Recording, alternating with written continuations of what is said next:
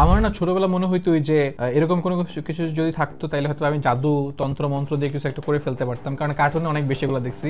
দেখেন ব্যাপারটা অনেক জোস একটা জিনিস না, যে ভিতরে লাইটগুলো হচ্ছে জ্বলতেছে, আপনি যেখানে টাচ করতেছেন ওইখান দিয়ে আর কিরকম বিদ্যুৎ প্রবাহিত হচ্ছে। তো এই জিনিসটা হচ্ছে একটা রুম ডেকোরেট করার জন্য সুন্দর একটা জিনিস, এবং এটার ভিতরে কিছু নিষ্ক্রিয় গ্যাস আছে, আর্গন বা নিয়ন টাইপের কোনো একটা গ্যাস, যেটা হচ্ছে ইলেকট্রিক মাধ্যমে হচ্ছে আয়নিত হয়ে এরকম লাইটের যে মানে একটা দৃশ্য সৃষ্টি করে, এবং যখন আপনি কোনো টাচ করেন সেটা আপনার ফিঙ্গার অনুসরণ করে এবং দেখতে যথেষ্ট সুন্দর লাগে।